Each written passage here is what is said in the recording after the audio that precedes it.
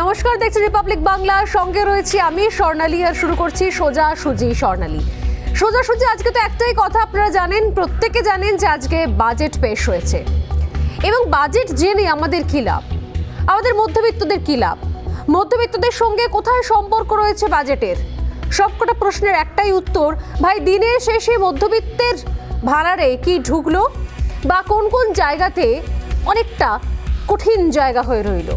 এই বাজেট আসলে কি নির্দেশ দিল, এই বাজেট আসলে কি দিশা দেখালো বা আদেও দিশা দেখাতে পারলো কি?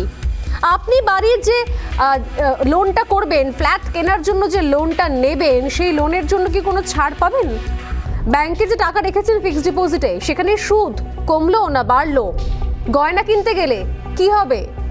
গ্যাস, জ্বালানি, সেগুলোর দাম বাড়লো না কমলো?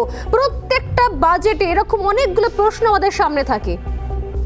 আর আমি তাই একেবারেই ব্যাংক, পোস্ট অফিস, নিরাপত্তা, প্রতিরক্ষা, বিভিন্ন দপ্তর বাদ দিয়ে শুধুমাত্র মধ্যবিত্তের বিষয়টুকুর দিকেই ফোকাস করতে চাইবো আজকে, এবং সেটাই ফোকাস করব যে মধ্যবিত্ত বাঙালি, আম আদমি, তারা কি পেল। ঘণ্টাখানেকের হট্টমেলা নয়, রায় জানানোর প্ল্যাটফর্ম নয়, বাংলা টেলিভিশনে প্রথমবার সোজাসুজি প্রশ্নের T20। ঘুরিয়ে নাক দেখাই না আমি, যখন তখন রং বদলাই না। আমি স্বর্ণালী, প্রশ্ন করব সোজাসুজি।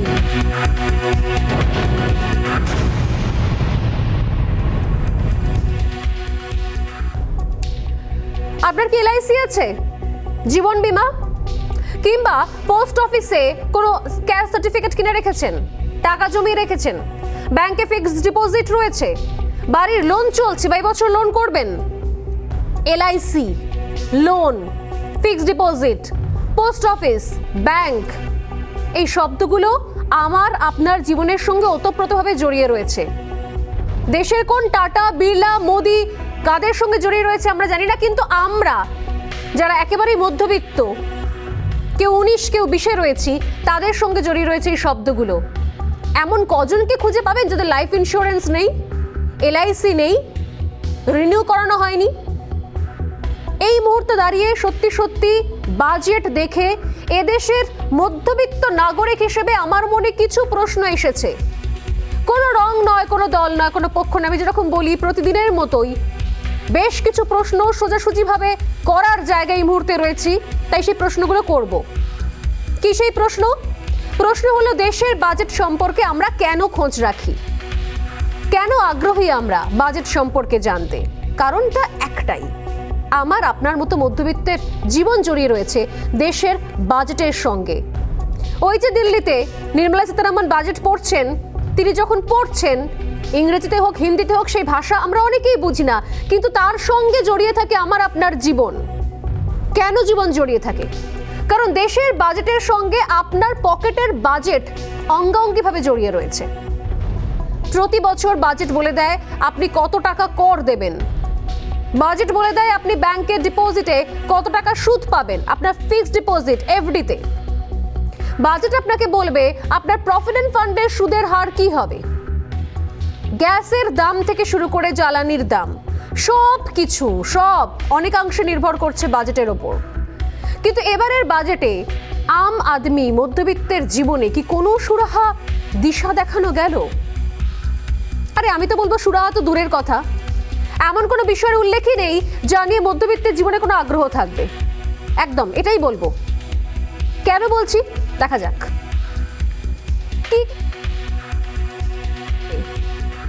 কেন্দ্রীয় বাজেটে উল্লেখই করা হয়নি এমন অনেক কিছুর যা আমার আপনার নিত্যদিনের জীবনের সঙ্গে জড়িয়ে রয়েছে, যেমন ফিক্সড ডিপোজিট, ফিক্সড ডিপোজিটের সুদ, তার কোনো উল্লেখ নেই এই বাজেটে। ব্যাংকে সুদের হার কত হবে, কোনো উল্লেখ নেই বাজেটে। প্রভিডেন্ট ফান্ড, পেনশন ফান্ড, কোনো উল্লেখ নেই। গৃহঋণের সুদের হার, তারও কোনো উল্লেখ নেই। গাড়ির লোনের সুদের হার, উল্লেখ নেই। জিএসটির আওতায় জ্বালানির বিষয়, তার কোনো উল্লেখ নেই এই বাজেটে। এমনকি জীবনদায়ী ওষুধের দাম, সেখানেও কোনো উচ্চবাচ্য করা হচ্ছে না, উল্লেখ নেই। বৃত্তিমূলক বেসরকারি শিক্ষায় খরচ, কোনো উল্লেখ নেই। খাদ্যদ্রব্য, ভোজ্য তেল, উল্লেখ নেই। বেবি ফুডের দামের কোনো উল্লেখ করা হলো না এবারের বাজেটে। এই বিষয়গুলোকে সন্তর্পণে কোথাও আড়াল করে রাখা হলো। উচ্চ মধ্য এবং নিম্নবিত্ত মানুষ মিলিয়ে ভারতে মোট জনসংখ্যার প্রায় 70%। ফলে এই বিপুল জনসংখ্যা মানুষের আশা আকাঙ্ক্ষার কোনো উল্লেখ থাকলো না 2022-এর কেন্দ্রীয় বাজেটে। কি বলছেন সাধারণ মানুষ এই বাজেট পেশের পর শুনবো। তার আগে এটাও জানিয়ে রেখে এটাও বলবো আমি, যেগুলোর উল্লেখ রয়েছে যেরকম এলআইসির শেয়ার বাজারে যেরকম উল্লেখ রয়েছে পোস্ট অফিস, সেটা কোর ব্যাংকিং এর আওতায় পড়ে যাবে। জানেন কি এর মানে? এলআইসি শেয়ার বাজারে যাওয়ার মানে জানেন? পোস্ট অফিস কোর ব্যাংকিং এ চলে যাবে, এটার মানে জানেন? জানাবো। সাধারণ মানুষ তার আগে কি বুঝছেন, কি বলছেন, কতটা বুঝেছেন সেটা শুনে নেওয়া যাক। মান্থলিটা বাড়ছে না, মান্থলিটা বাড়ানো কথা উচিত, কেননা মান্থলিটা অনেকদিন ধরে ট্রেনের মান্থলি বাড়ছে না, কিন্তু পরিষেবা তো আমরা সেরকম পাই না। গোটা আমার এই 150 কোটি লোকের মধ্যে যদি বলেন পার্সেন্টেজে, বুলেট ট্রেন হয়তো 1% লোকও চাপবে না। তো ব্যাপারে যা হচ্ছে কেন্দ্রীয় সরকারের মাধ্যমে আমরা তো সেরকম পরিষেবা পাচ্ছি না। আমাদের বুলেট ট্রেন দিয়ে কটা উঠবো, আমাদের সাধারণ মানুষের নিত্য নৈমিত্তিক যেটা আমরা দিন আনি দিন খেয়ে তাদের যে স্বার্থে যদি বাজেট হয় তাহলে ভালো, তাদের স্বার্থে কি বাজেটটা হলো? হিরের দাম বাড়ালে আমাদের কি লাভ? হিরে কজন মানুষ কেনে? সাধারণ মানুষ। হিরে কটা লোক পরে বেরোয়? প্রথম কথা হচ্ছে হিরে তো স্টোর আপ করে রাখা হয়।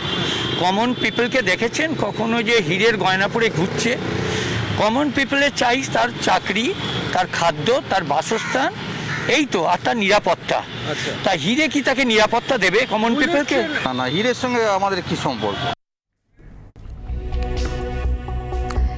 বিপক্ষের হাতে অস্ত্র তুলে দিলে বিপক্ষ ব্যবহার করবেই, আর ঠিক তাই হয়েছে। মমতা বন্দ্যোপাধ্যায় রাজ্যের মুখ্যমন্ত্রী তোপ ডেকেছেন।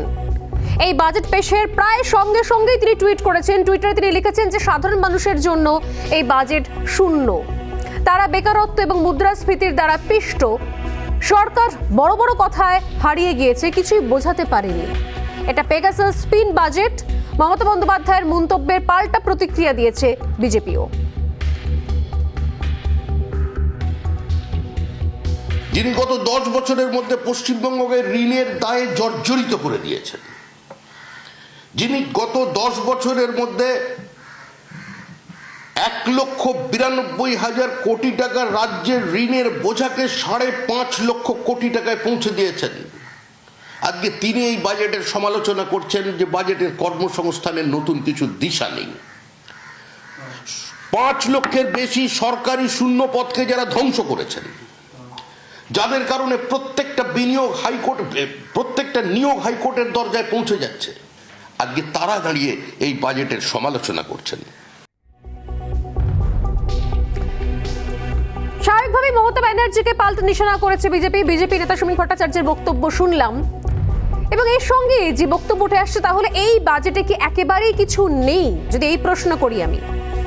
না, এত না পাওয়ার মধ্যেও কিছু আমরা পেলাম। কি পেলাম? যেরকম আইটি রিটার্নের সরলীকরণ। ভুললে চলবে না যে আপনি ট্যাক্স দেন, আমি ট্যাক্স দিই, যে কোনো কিছু জায়গায় আপনি যান না কেন আপনার ট্যাক্স আইটি রিটার্নের ফাইল আপনাকে দেখাতে হবে।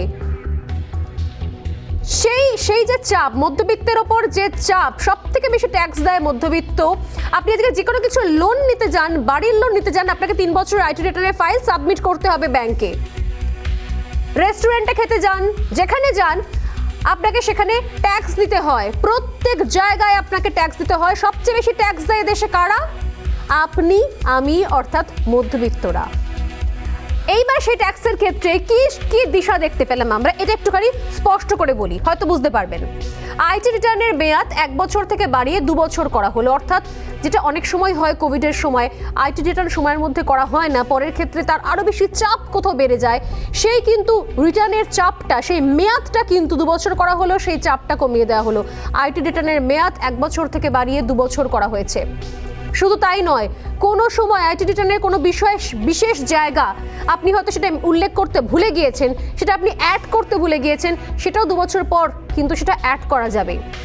সমস্ত গ্রাম ব্রডব্যান্ড সংযুক্তিকরণের কথা বলা হয়েছে সেখানে, অর্থাৎ প্রত্যন্ত প্রান্তে। আমরা জানি এই সময় দাঁড়িয়ে যখন সত্যি আমরা করোনার সঙ্গে লড়াই করছিলাম, অনলাইন ক্লাস চালু হয়েছিল, অনলাইন পরীক্ষা হয়েছিল, এমনকি ওয়ার্ক ফ্রম হোমও চলছিল, এবং সেটা প্রত্যন্ত গ্রাম থেকে, জেলা সদর থেকে মানুষজন বসে বাড়ি থেকে বসে কাজ করছিলেন, কিন্তু কানেকশন পাচ্ছিলেন না। নেট কানেকশনের ভয়াবহ অবস্থা। এইবার কিন্তু একটা সুরাহা রয়েছে, ব্রডব্যান্ড সংযুক্তিকরণের কথা বলা হয়েছে, অর্থাৎ একদম গ্রাম ইন্টিরিয়ার সেখানে পর্যন্ত ইন্টারনেট চালু থাকবে। ডিজিটাল মুদ্রা চালুর প্রতিশ্রুতি দেওয়া হয়েছে, মেট্রো রেল পরিকাঠামোকে ঢেলে সাজানোর প্রতিশ্রুতি দেওয়া হয়েছে, দাম কমেছে ইলেকট্রনিক্স জিনিসের, অর্থাৎ মোবাইল ফোন থেকে শুরু করে ল্যাপটপ, ট্যাব, চার্জার, চিপ, বিভিন্ন জিনিসের দাম অনেকটা কমানো হয়েছে। চলতি বছরে চালু হবে 5G, 4G আমরা এখন অবধি জানি, 5G বছর চালু হবে, ফলে আরও বাড়বে ইন্টারনেট স্পিড। ফলে না পাওয়ার মধ্যে ছিটেফোঁটা কিছু প্রাপ্তি ঘটেছে, কিন্তু সমালোচকরা বলছেন ওটাই যে প্রায় না পাওয়ার সমান, কারণ সব মিলে এই বাজেট কি আম আদমির বাজেট হলো? বাজেটে কি প্রত্যাশা পূরণ করলো এই বাজেট? এই মুহূর্তে এটা এখন সব থেকে বড় প্রশ্ন, এবং সে প্রশ্ন আমারও। কোন জায়গাগুলো নিয়ে প্রশ্ন থাকছে এবং তার উত্তরই বা কি রয়েছে? কোন জায়গাগুলো এখনো পর্যন্ত ধোঁয়াশায় রয়েছে, যেগুলোর উল্লেখ নেই? বললাম আমি, যেগুলোর উল্লেখ নেই সেখানে কি কোনো সংশয় লুকিয়ে আছে, কোনো ভয় লুকিয়ে আছে মধ্যবিত্তের জন্য? আমরা কিন্তু ভুলিনি এখনো পর্যন্ত সেই দিনটা, ডিমনিটাইজেশনের দিনটা। সে তাই এই সমস্ত ক্ষেত্রে মধ্যবিত্ত খুব সহজেই ভয় পায়। সেই ভয়ের জায়গাগুলোকে আলাদা করে ফোকাস করার চেষ্টা করবো। তবে তার আগে প্রতিদিনের মতো সোজাসুজি স্বর্ণালীর বিশেষ প্রতিবেদন।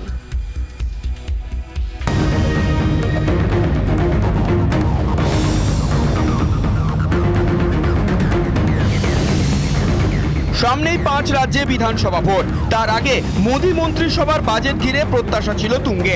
অতিমারির জেরে ভেঙে পড়া অর্থনীতির স্টিয়ারিং ঘোরানো কার্যত চ্যালেঞ্জ নির্মলা সীতারামনের কাছে। নিজের চতুর্থ কেন্দ্রীয় বাজেট আশা জাগিয়ে শুরু করলেও মধ্যবিত্তের মন রাখতে পারলেন না কেন্দ্রীয় অর্থমন্ত্রী। অপরিবর্তিত রইল কর ছাড়, 2.5 লক্ষ পর্যন্ত করমুক্ত, 2.5 লক্ষের ঊর্ধ্ব থেকে 5 লক্ষ পর্যন্ত 5%। নানা ধারায় ছাড়ের ব্যবস্থা রয়েছে, 5 লক্ষ টাকা পর্যন্ত কর ছাড় রয়েছে। 5 লক্ষের ঊর্ধ্ব থেকে 7.5 লক্ষ পর্যন্ত 10%, 7.5 লক্ষের ঊর্ধ্ব থেকে 10 লক্ষ পর্যন্ত 15%, 10 লক্ষের ঊর্ধ্ব থেকে 12.5 লক্ষ পর্যন্ত 20%, 12.5 লক্ষের ঊর্ধ্ব থেকে 15 লক্ষ পর্যন্ত 25%, 15 লক্ষের বেশি 30%। 8 লক্ষ টাকা পর্যন্ত বার্ষিক আয়কারীদের অর্থনৈতিকভাবে দুর্বল শ্রেণীভুক্ত ঘোষণা করে কেন্দ্র, কিন্তু তারপরে বার্ষিক 5 লক্ষ টাকার ঊর্ধ্বে কর একই থাকছে। বিশেষভাবে সক্ষমদের জন্য আয়করে ছাড় দেওয়া হয়েছে।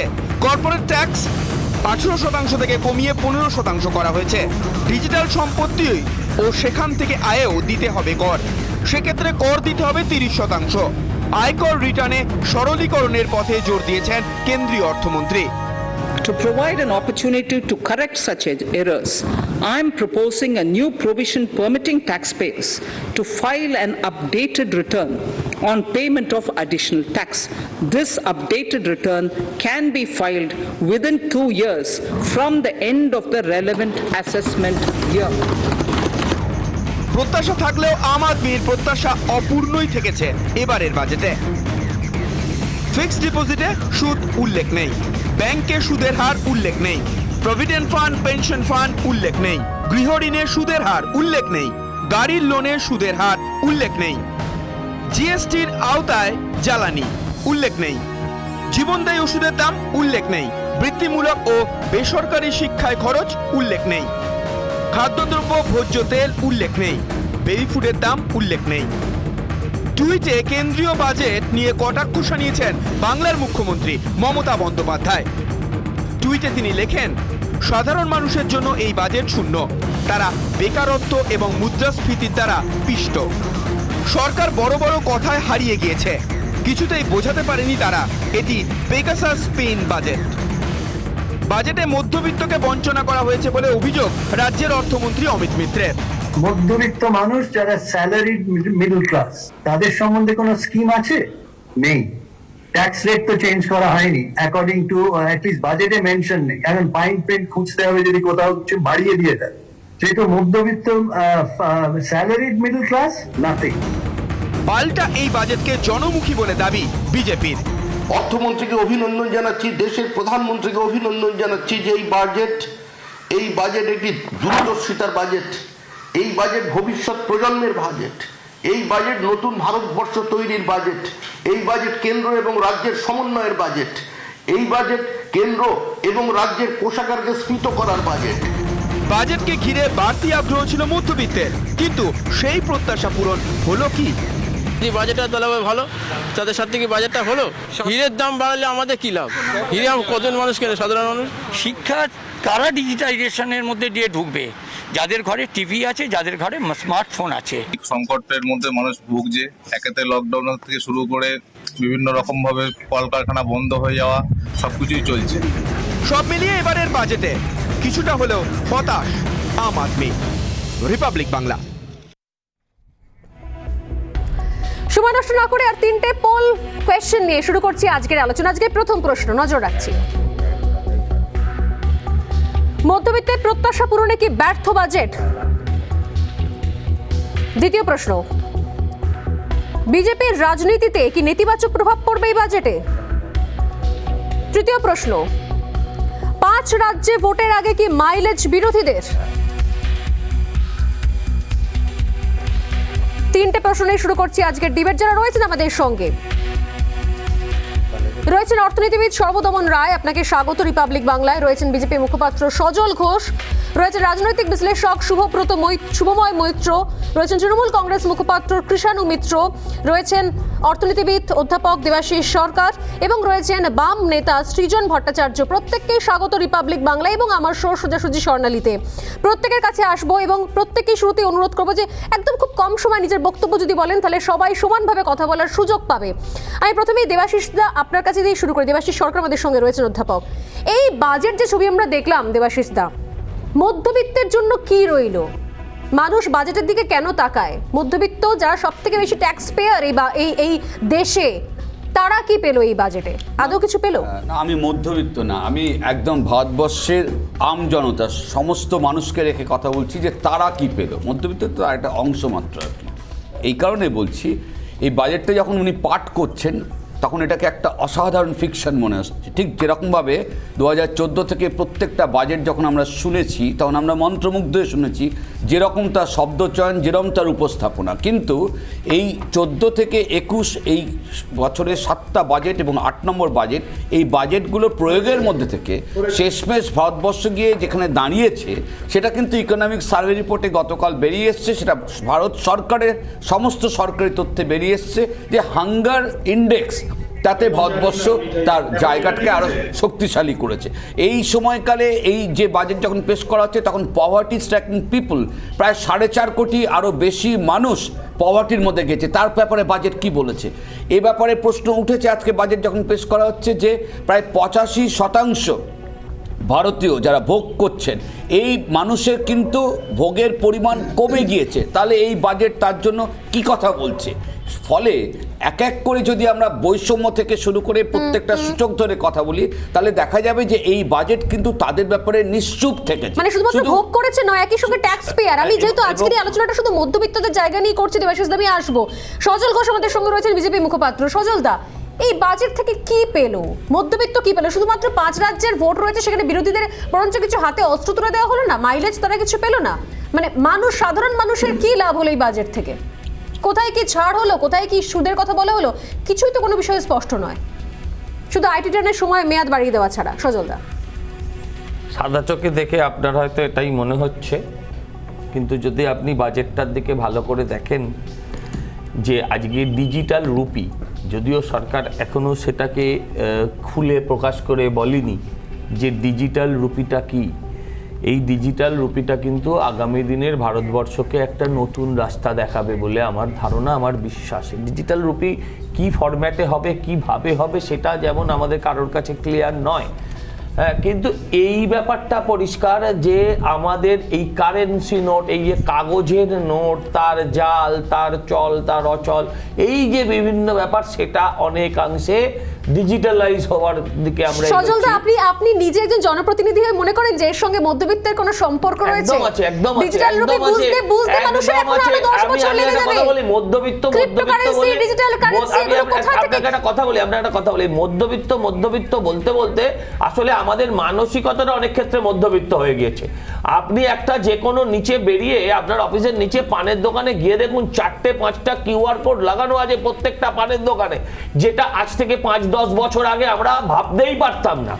আজকে এই জায়গাটায় আপনি রাস্তায় হকারের কাছে যান, রাস্তায় সবজিওয়ালার কাছে যান, দেখতে পাবেন সেখানেও এটা। হ্যাঁ, একটা কথা বলবো। আসলে আমরা ট্র্যাডিশনাল ট্রেন্ড থেকে বেরোতে পারছি না।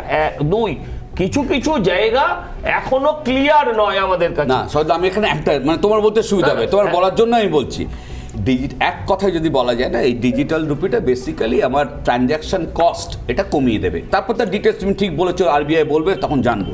কিন্তু এই মুহূর্তে ভারতবর্ষের যে সংকট, সেই সংকটটা কিন্তু হচ্ছে ডিমান্ড শর্টেজ, এটা হচ্ছে সংকট। এবার তুমি বলো যেখানে ভারতবর্ষের আয় বৈষম্য বাড়ছে, পারচেসিং পাওয়ার ফল করছে, এটা আমার কথা না, সরকারের কথা। তাহলে সেই জায়গায় আজকের বাজেট সাপ্লাই সাইড সেন্সিটাইজ করার কথা তো 7 বছর বড়ার পর অর্থনীতি এখানে দাঁড়িয়ে রয়েছে।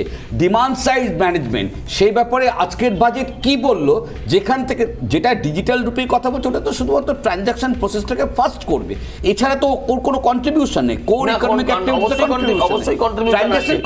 এটা ছাড়া ট্রানজ্যাকশন কস্টটাকে কমানো ছাড়া পারচেসিং পাওয়ার, আপনার যে টাকা জালের যে ব্যাপারটা থাকে, এই জালের জায়গাটাও সাইবার এরিয়া আছে। না সাইবার এরিয়া আছে, সাইবার এরিয়ায় যেতে গেলে এই যারা আজকে টাকাটা ছাপছে তাদেরকেও সাইবার স্মার্ট হতে হবে।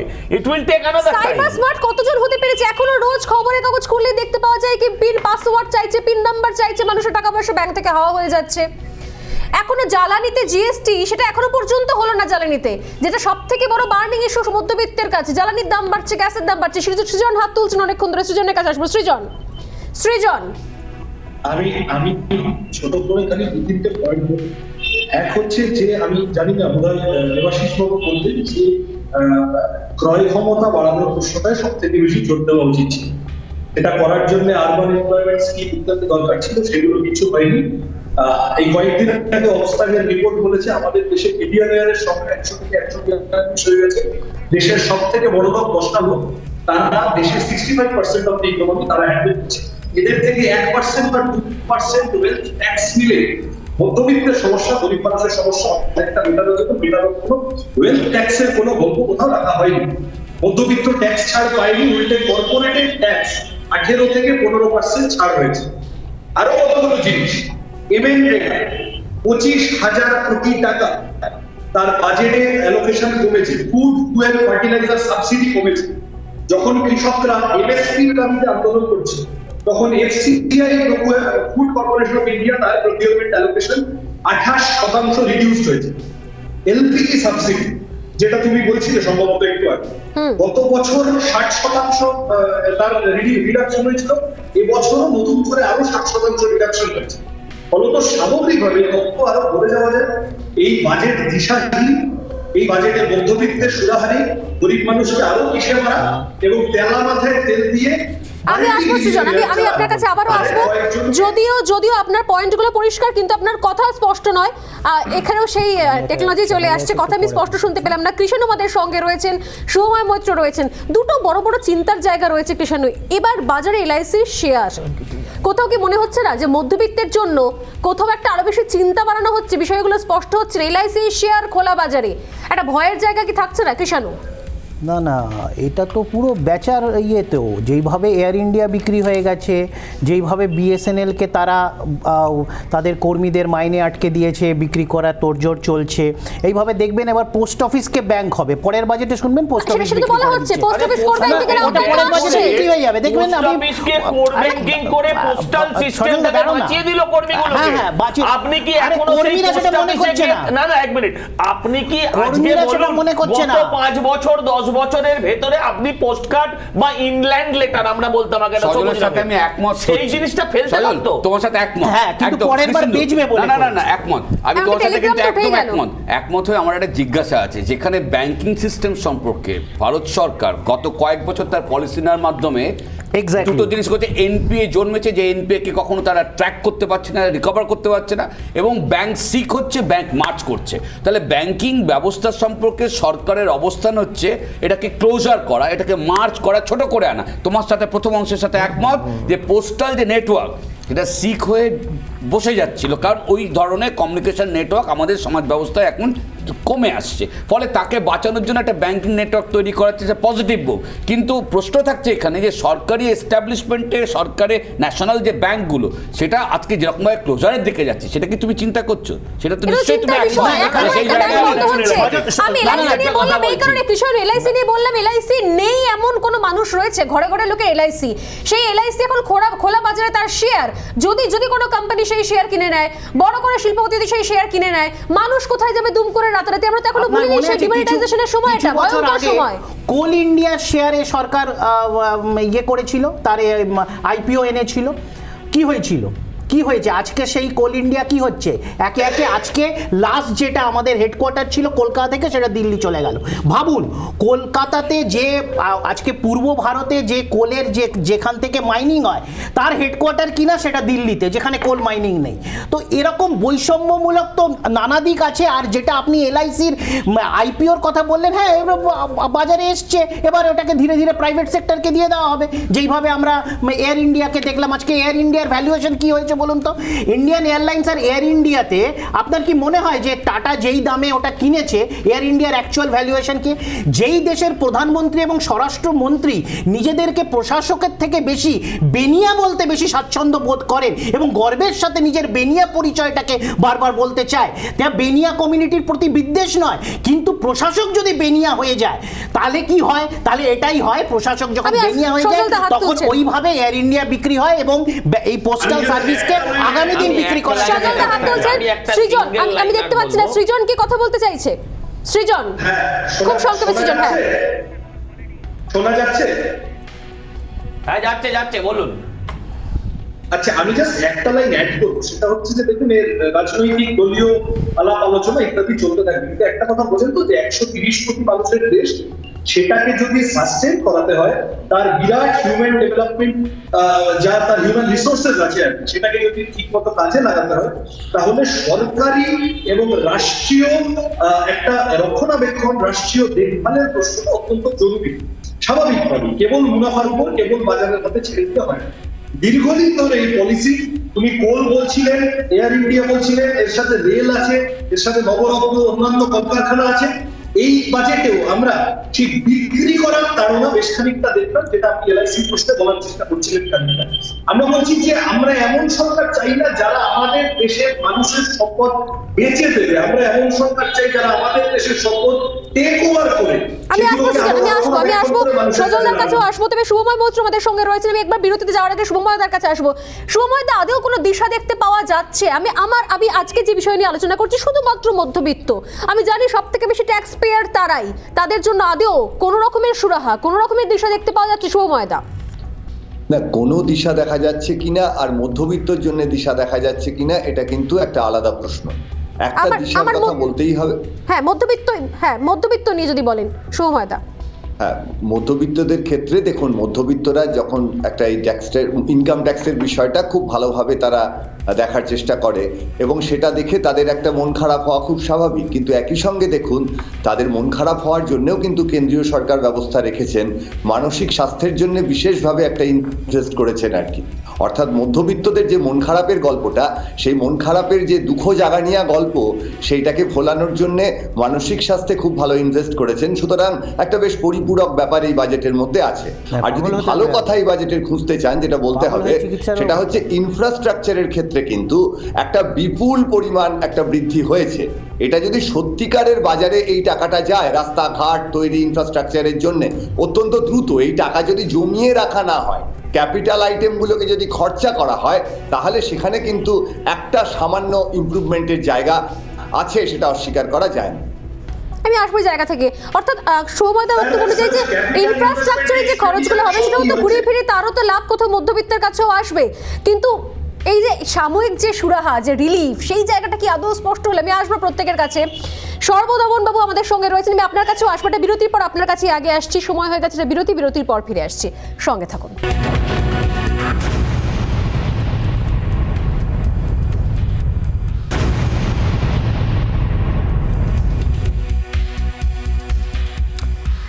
বিরতির পর যেখানে আমরা আলোচনা করছিলাম যে মধ্যবিত্তের জন্য কি দিশা রইল এবং একই সঙ্গে যে বিষয়ে যে 2-4টে পয়েন্ট উঠে আসছে জানিয়ে মধ্যবিত্তের কপালে চিন্তার ভাঁজ বা দুশ্চিন্তা বা স্পষ্ট হচ্ছে না বিষয়টা, সেই জায়গাগুলো কি কি?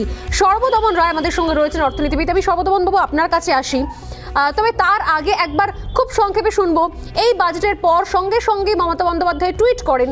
দিলীপ ঘোষ পাল্টা প্রতিক্রিয়া দিয়েছেন মমতা বন্দ্যোপাধ্যায়ের টুইটের প্রেক্ষিতে। তিনি কি বলেছেন একবার শুনে নেব, শুনে নেমে আসছি সর্বদমন বাবু আপনার কাছে। 500 টাকা সরকার চালান, তিনি বাজেট কতটা বুঝবেন আমার এ ব্যাপারে সন্দেহ আছে। যিনি ট্রেডমিলে হাঁটতে হাঁটতে বাজেট তৈরি করেন, তার বাজেট সম্বন্ধে কতটা জ্ঞান আছে আমার সন্দেহ আছে। এবং তার পার্টির লোকেদের যারা মনে করেন যে ধার নিয়ে এসে লোককে টাকা বিলি করে দাও, তাহলে তার বাজেটেরই প্রশ্ন ওঠে না। প্রতি মাসে 6,500 টাকা কোটি না হলে কারো বেতন হচ্ছে না। আমার মনে হয় 2-3 মাস পরে সরকারটা দেউলিয়া হয়ে যাবে। এই পরিস্থিতির মধ্যে যারা আছেন তারা মোদিজির বাজেটে যখন সমালোচনা করেন তখন হাসি পায়। দিলীপ ঘোষের মন্তব্য শুনছিলাম, বক্তব্য শুনছিলাম আমরা। মমতা বন্দ্যোপাধ্যায় যে টুইট করেছেন তার প্রেক্ষিতে এই বক্তব্যই নিয়ে পরে অন্য অনেক সময় রয়েছে আলোচনা করা রাজনৈতিক, কিন্তু আজকে শুধুমাত্র ফোকাস করছি আমরা বাজেট, মধ্যবিত্ত, চিন্তা, ধোঁয়াশা বা সরলীকরণ যে জায়গাগুলো করা হলো সেগুলো নিয়ে। সর্বদমন বাবু, আমি আপনার কাছে জানতে চাইবো, ঠিক কি ছবি দেখতে পাচ্ছেন আপনি? মধ্যবিত্তের জন্য এই বাজেটটা কতখানি দিশা দেখাতে পারলো বা কোন জায়গাতে চিন্তার কোথাও উদ্রেক করলো? মধ্যবিত্তর জন্য মধ্যবিত্ত কে সেটা আগে ডিটারমিন করতে হবে। পশ্চিমবঙ্গতে হাইয়েস্ট এমএসএমই আছে, মানে আমাদের 10 কোটি লোকের মধ্যে পশ্চিমবঙ্গে প্রায় 2.5 কোটি লোক এমএসএমই দিয়ে কাজ করে। এমএসএমইদের যা সুবিধা দেওয়া হয়েছে তাতে এই 2.5 কোটি লোকের চাকরি যাবে না। মধ্যবিত্ত বলতে যারা বোঝাচ্ছে তারা 8 লক্ষ টাকা পর্যন্ত বছরে 100 টাকা রোজগার করলে 10 টাকা ট্যাক্স দিতে হয়। তার ওপরে যারা, তারা তো আর মধ্যবিত্ত না, তারা উচ্চবিত্ত। তাদের নিয়ে আলোচনা করে লাভ নেই। এখানে এই বাজেটে যে গ্রোথ রেট দেখানো হয়েছে তাতে ভারতবর্ষ লার্জ ইকোনমির মধ্যে হাইয়েস্ট গ্রোথ রেট হবে, চায়নার থেকে বেশি হবে। চায়না 6% থাকবে, আমেরিকা 4% থাকবে। আমরা 2-3 বছরের মধ্যে যদি ঠিক মতো ক্যাপিটাল ইনভেস্টমেন্ট চলে তাহলে আমরা 3rd লার্জেস্ট ইকোনমি হব। এইসব নিয়ে আলোচনা করছে। সুদের হার ঠিক করে আরবিআই। আপনার গ্যাস সিলিন্ডার ছাড় পাবেন কিনা সেটা ঠিক করবে জিএসটি কাউন্সিল, সেটা বাজেটে অ্যানাউন্স হয় না। কিন্তু জিএসটির আওতায় তো এলো না, জ্বালানি তো জিএসটির আওতায় এলো না সর্বদমন বাবু। আরে বাবা, জিএসটির আওতা আনতে দেবে না তো, কারণ জিএসটি পেট্রোল আর জ্বালানি আর মদ বিক্রি করে তো এই রাজ্যটা চলছে। এছাড়া তো এই রাজ্যে কোনো রেভিনিউ নেই। মদ বিক্রি আর ক্লাবে টাকা দেওয়া আর এই জ্বালানিটা জিএসটিতে আনতে দিচ্ছে না। সৃজন আমাদের সঙ্গে রয়েছে একই বিষয় নিয়ে বেশ কয়েকটা জায়গাতে আমার প্রশ্ন থাকছে। দেবাশিস দা, আমার মনে হয় দেবাশিস দার প্রশ্ন রয়েছে। সৃজন, আমি সৃজনের কাছে আসছি। সৃজন, আমি বলছি যে উনি যে কথাগুলো বলছেন আমি জানি না কোন জায়গা থেকে বলছেন, কিন্তু খালি চোখে তো দেখা যাচ্ছে যে বিলিয়নিয়ারদের কথা আলোচনা করে লাভ নেই। বড় লোকের কথা আলোচনা করতে হবে, তাদের থেকে ওয়েলথ ট্যাক্স 1% 2% নিলেই তো মধ্যবিত্তের সমস্যা নিরসন হতো। আপনি কি বলছেন? এলপিজি সাবসিডি কমিয়ে দেওয়া হলো, এমএ ব্রেকার কমিয়ে দেওয়া হলো, অ্যালটমেন্ট কমিয়ে দেওয়া হলো, আর আপনি বলে যাচ্ছেন যে সবটা ঠিকঠাক হচ্ছে। কাজ জেনারেট করতে না পারলে আপনি এমপ্লয়মেন্ট জেনারেশন দেবাশিস আমাদের সঙ্গে রয়েছে। দেবাশিস দা, কি মনে হয় যেটা বলছেন সর্বদমন বাবু অর্থনীতিবিদ হিসেবে, সেগুলো কি সত্যি? সেগুলোকে আপনি সমর্থন করছেন দেবাশিস দা? উনি ওনার বিষয়ের একজন পণ্ডিত মানুষ, উনি ওনার যে অর্থনীতি বোঝাপড়া তার থেকে যে কথা বলছেন সেটা ওনার কথা, কিন্তু আমি একদম ভারত সরকারের তথ্য রেখে কথা বলছি। এটা আমি আমার কথা বলছি না, সেই তথ্যটা হচ্ছে এই যে আজকে যে জায়গায় গ্রোথ রেট নিয়ে আমরা আলোচনা করছি, জিডিপির পার্সেন্টেজ নিয়ে আলোচনা করছি, এগুলো কিন্তু 2 বছর আগে যেখানে ছিল সেই জায়গায় ফিরে যাওয়ার আলোচনা করছি। হ্যাঁ, এটা খেয়াল রাখতে হবে, এটা আমার কথা। 2 নম্বর হচ্ছে আসছি। দ্বিতীয় কথা হচ্ছে উনি ভারতবর্ষের মধ্যবিত্তের ডেফিনেশন দিতে গিয়ে আরবিটারি পশ্চিমবঙ্গের একটা 2.5 কোটি পপুলেশনকে ধরে আলোচনা করছেন। উনি কিন্তু আমাদের প্যানেলে যারা আছে তাদের সবার থেকে বেশি ভালো করে জানেন যে ভারতবর্ষের যে কনসেন্ট্রেশন অফ রিসোর্স গত আপনি স্যার বলুন যে 2014 থেকে 2021 এই সময়কালে ভারতবর্ষের কনসেন্ট্রেশন অফ রিসোর্স যে আপার 5 to 10% পপুলেশনের কাছে কনসেন্ট্রেট করেছে, আপনি তাকে কিভাবে ক্লাসিফাই করছেন? আপনি কি তাকে মধ্যবিত্ত বলতে চাইছেন? যে আপার এলিট সারা পৃথিবীর যে ডোমেইন তাতে লিড করছে, সেখানে ভারতবর্ষের 75 থেকে 80% রিসোর্স কনসেন্ট্রেট করে যাচ্ছে। সোনালি প্রশ্ন করছে মধ্যবিত্তের চেহারা নিয়ে, সেই মধ্যবিত্তের চেহারা ডিফাইন করতে গিয়ে আপনি এমএসএমই কে রেফার করছেন। আপনি অসম্ভব পণ্ডিত মানুষ, কিন্তু এত এলোমেলো ভাবে কেন বলছেন স্যার বুঝতে পারছি না। এমএসএমই তে তো চাকরি মধ্যবিত্তের। আপনি দেখুন দুটো মাত্র কথা বলছি, এমএসএমই তে চাকরি হয় না, এমএসএমই তে চাকরি হয় না। একটা সেন্ট্রাল স্কলারশিপে ফ্যামিলি ইনকাম কত দেখানো হয়েছে যাকে স্কলারশিপ দেওয়া হবে। কৃষ্ণেন্দু একটা কথা বলি যে প্রতি বছর 2 কোটি মানুষের চাকরি হবে একটা পলিটিক্যাল অ্যানাউন্সমেন্ট ছিল। তার অভিজ্ঞতা আমাদের কি হয়েছে? আজকে যখন কয়েক লক্ষ মানুষের চাকরির সম্ভাবনার কথা, employability, creation of job, employment and employability, এই জিনিসগুলোর মধ্যে যে ফারাক করেছে সেটা আপনি আমাদের সবার থেকে কিন্তু ভালো জানেন এবং বোঝেন। এরকম নয় যে আপনি জানেন না। প্রশ্নটা হচ্ছে এমএসএমই কে উৎসাহিত করা। আমি স্বর্ণালী একটা কথা বলছি, 5 ট্রান্স মাননীয় অর্থমন্ত্রী যখন এই কোভিড প্যান্ডেমিক সিচুয়েশনে 5 ট্রান্স ঘোষণা করেছিলেন এমএসএমই কে সেন্সিটাইজ করার জন্য, সেটা আমাদের অভিজ্ঞতা কি বলছে? এমএসএমই রেসপন্ড করেনি। কি করে করবে? ডিমান্ড শর্টেজ রয়েছে। সময় অনেকক্ষণ ধরে বলতে আছেন সময় মৈত্র, সময় দেখুন একটা বিষয় হচ্ছে, একটা দেশ তো শুধুমাত্র মধ্যবিত্ত মানুষ আলাদা করে একটা দ্বীপের মধ্যে বসে থাকেন এরকম নয়, সেখানে আরো অনেক মানুষজন আছেন। এবার আমার মূলত প্রশ্নটা সজলদার কাছেই থাকবে যে দেখুন, কৃষি, শিক্ষা এবং স্বাস্থ্য এই 3টি ক্ষেত্রে কিন্তু খুব কিছু নতুন বিষয় আমরা কোভিড পরিস্থিতির সাপেক্ষে দেখলাম না। তাহলে এই জায়গাগুলো শুধু নিম্নবিত্ত কেন, মধ্যবিত্তকেও তো এফেক্ট করবে। এই বাজেটে কি সেগুলোর দিকে আরেকটু বেশি নজর দেওয়া যেত না? দেখুন এই বাজেটের সবকিছুই এখনো পরিষ্কার করা হয়নি। এই অভিযোগটা আপনি আনতে পারেন, আমারও সাদা চোখে সেটা মনে হচ্ছে। কিন্তু আপনাকে মনে রাখতে হবে এই যে করোনা পরিস্থিতিতে এই সরকার যেভাবে ফার্স্ট ডোজ, সেকেন্ড ডোজের পর যেভাবে বুস্টার ডোজটাও আপনার কাছে এনে পৌঁছে দিয়েছে, এগুলো সবই বাজেট বহির্ভূত। এবং যেভাবে দোকানে দিচ্ছে, না এটা ঠিক, এটা তো বাজেটে ধরা ছিল না, এটা তো পয়সা দিয়ে কিনবে, বাজেটে ধরা ছিল না, এটা ফ্যাক্ট, করোনা বাজেটে ধরা ছিল না। এই যে ভ্যাকসিনটা তো এখন মেডিসিন শপে পাওয়া যাবে, বুস্টার ডোজের জন্য তো পাবলিক পয়সা দিয়ে কিনবে, বুস্টার ডোজ তো মানুষ পয়সা দিয়ে কিনবে। আরে ভাই সরকার তো বরাদ্দ করেনি। আরে ভাই 1 মিনিট, বরাদ্দ করেনি এ কথা বলিনি। আরে কোথায়? একদম সর্বত্র। তুমি কাল সকালে চলে এসো, তোমায় বুস্টার ডোজ দিয়ে দেবো। তুমি দেবে, কার কোটা থেকে দেবে বুস্টার ডোজ? না আরে ভাই তুমি অদ্ভুত, এখন ভ্যাকসিনটা ওপেন মার্কেটে আনছো, পাবলিককে দিয়ে, কাকে দিয়ে তুমি প্রেসক্রিপশনে লেখাবে? Almost completed. আরে হ্যাঁ কমপ্লিট করে বুস্টার ডোজ কমপ্লিটেড। তুমি বুস্টার ডোজ বললে, বুস্টার 1 মিনিট, বুস্টার ডোজটা এখনো অবধি 1 মিনিট, বুস্টার ডোজটা এখনো অবধি চলছে হচ্ছে সাধারণভাবে যারা senior citizens or front line warriors. কিন্তু মূলত ভ্যাকসিন তো কমপ্লিট, মূলত ভ্যাকসিন তাদের অন্তত এইসব ব্যাপারে কথা বলা উচিত নয় যারা প্রতি সপ্তাহে একবার করে ধান নেয়, যারা প্রতি সপ্তাহে, যাদের খেলা মেলা ছাড়া আর বেচে দিল ধার নিয়ে হয়ে যায়, চলবে না। অনেকেও ধার নিয়ে বললো, রাজ্য সরকারের ধার হচ্ছে সাকুল্যে 5 লাখ কোটি টাকা হবে। কেন্দ্র সরকারের ধার 570 বিলিয়ন ডলার, 570 বিলিয়ন তোমার থেকে কেন্দ্র সরকার। তাহলে এইবার তো কেন্দ্র সরকার নিজের ধারের বোঝাটা রাজ্যগুলোর ঘাড়ে চাপিয়ে দিচ্ছে।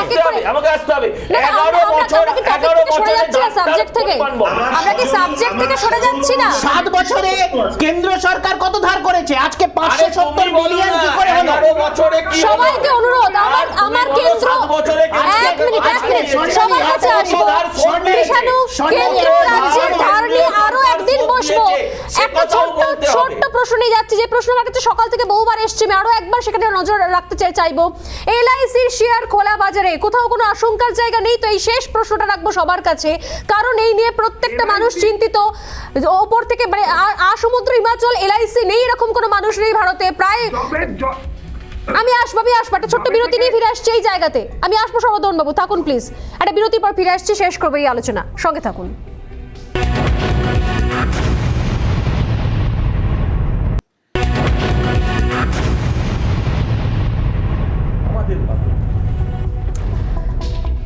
ফিরে এলাম বিরতির পর। একদম খুব ছোট্ট করে শেষ করবো একদম এই আলোচনা। যে বিষয়টা নিয়ে শুরু গিয়েছিলাম কোথাও বিরতিতে, অর্থাৎ এলআইসি নিয়ে, যেটা নিয়ে সব থেকে বেশি প্রশ্ন এসেছে আমাদের কাছে, যে এবার বাজারে এলআইসির শেয়ার, সেই শেয়ার শীঘ্রই ছাড়া হবে। এক্ষেত্রে যে আশঙ্কাগুলো কোথাও রয়েছে, মানুষ যেভাবে কোথাও ভয় পেয়ে গেছেন, সেই ভয় পাওয়ার আদৌ কোনো কারণ আছে কি? সজল থেকে দিয়ে শুরু করছি। সজলদা, খুব সংক্ষেপে 2 লাইনে। দেখুন, খুব সংক্ষেপে 2 লাইনে বলতে বলেছেন। আমি একটা জিনিসে বিশ্বাস করি, আমি এতটা অর্থনীতির ব্যাপার বুঝি না যে সব ব্যাপারে আমি অর্থনীতিতে বিরাট কমেন্ট করব, কিন্তু আমার কেন্দ্রীয় সরকারে ভরসা আছে, হ্যাঁ, যে আমার বিশ্বাস। আর এই যে আরেকটা বিষয়ে ভরসা আছে, যে সবাই খালি বলে বেনিয়া বেচে দিল বেনিয়া। দেখুন, সরকারকে না বেনিয়া হতে হবে। সরকার যদি টাকা আর্ন না করতে পারে, তাহলে আপনাদের মাঝে, আমাদের মাঝে, উন্নয়নের মাঝে টাকাটা কিন্তু বেচে দিতে গিয়ে বেসরকারীকরণ হয়ে যাবে না তো? আমি আসবো খুব সংক্ষেপে।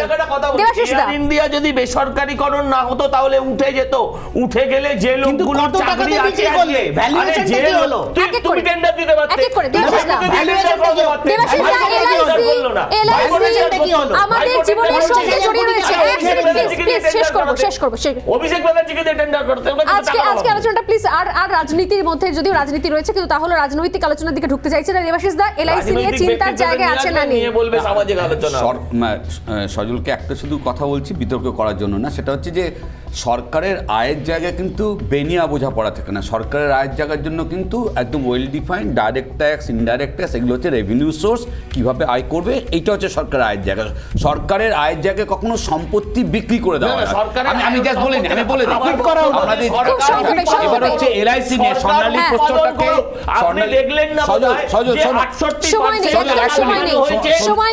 স্বর্ণালী প্রশ্নটাকে যুক্ত করে নিয়ে বলছি, এলআইসির ক্ষেত্রে যে কনসার্ন এক্সপ্রেস করছে, কারণ যখনই কোনো কিছুর সাথে শেয়ার কথাটা চলে আসে, সাথে সাথে কিন্তু মার্কেটের ওঠানামার সাথে, বাজারের ওঠানামার সাথে ওই শেয়ার হোল্ড করবার কেন্দ্র করে তার আয়টা নির্ভর করে। এলআইসিতে যে ধরনের সেফটি সিকিউরিটি থাকে, সেই ইনভেস্টমেন্টের ছিল যে সিকিউরিটিটা এলআইসি দেয়, ফলে সেটা যখনই একটা বাজারে আসছে, শেয়ার মার্কেটের সাথে যুক্ত হচ্ছে, তখন সেই ওঠানামা কিন্তু একটা অনিশ্চয়তা তৈরি করছে। এইখান থেকে কিন্তু কনসার্নটা, এছাড়া কিন্তু চিন্তার অন্য কোনো জায়গায় অনিশ্চয়তার জায়গা আছে, ভয়ের জায়গা কি আছে কোথাও? দেখুন, অবশ্যই, এবং এটা তো, এই ইতিহাসটা তো আজকের নয়। 90-এর দশক থেকে যখন কংগ্রেস সরকার বিলগ্নীকরণ এবং যে ধরনের মার্কেট ইকোনমির দিকে গেল, সেখান থেকে যে বিষয়টা শুরু হয়েছিল, এটা কিন্তু আরএসএস এর মূল বক্তব্যের কথা নয়। যে রাষ্ট্রবাদের কথা, যে জাতীয়তাবাদের কথা আরএসএস বলে, অন্তত আজকে বিজেপি যে ধরনের কাজগুলো করছে, সেগুলো কিন্তু তার সঙ্গে মিলছে না। এই বিলগ্নীকরণ, বেসরকারীকরণ, এর থেকে যে সরকার দায়িত্ব থেকে দূরে সরে যাচ্ছে, এটা অবশ্যই একটা জনগণের পক্ষে খুব দায়িত্ব থেকে দূরে সরে যাচ্ছে। এক লাইনে কৃষাণু, এক লাইনে দেখুন এইটাই তো ফ্যালাসি। আজকে আমরা জানি প্রত্যেকটি মোবাইল পরিষেবা কোম্পানি ঢুকছে, একটা বাদ দিয়ে 5G স্পেকট্রামের অ্যালোকেশন হবে। কে কিনবে, কে নতুন বিনিয়োগ করার পজিশনে আছে, আর কারা সরে যাবে মার্কেট থেকে, এটাই হচ্ছে ক্যাচ। এইটা বেনিয়া বললাম না, যেটা হয়তো বুঝতে পারলেন না সজলদা, বা বুঝেও না বোঝার ভান করলেন, এটাই হচ্ছে। আজকে ড্রোন দিয়ে কীটনাশক হবে, কোন কৃষক ড্রোন ব্যবহার করবে, কোন কৃষকদের কথা বলা হচ্ছে, এটাই হচ্ছে আশা। সময় শেষ। প্রত্যেককে অনেক ধন্যবাদ। এই আলোচনায় আমরা থাকবো এবং আপডেট আমরা দেব। প্রত্যেককে অনেক ধন্যবাদ। এই আলোচনা শেষ করছি এখানেই আজকে। আপনারা সঙ্গে থাকুন।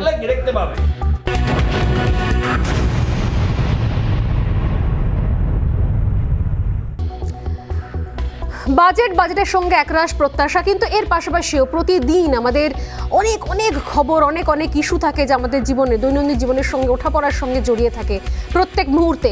সে ধরনের ইস্যুগুলো তুলে আনবো আমরা। সোজাসুজি স্বর্ণালী শুধুমাত্র মানুষের জন্য, সাধারণ মানুষের কণ্ঠস্বর হয়ে কথা বলবে, এটা আমার প্রমিস কোথাও। কোনো রং দল পক্ষপাতিত্ব নয়, শুধুমাত্র মানুষের স্বার্থে যেটা, সেই প্রশ্ন অবশ্যই করব। আজ শেষ করছি এখানে, আবার দেখাবে আগামীকাল ঠিক সন্ধ্যে 6:57। ভালো থাকবেন, সুস্থ থাকবেন, নমস্কার।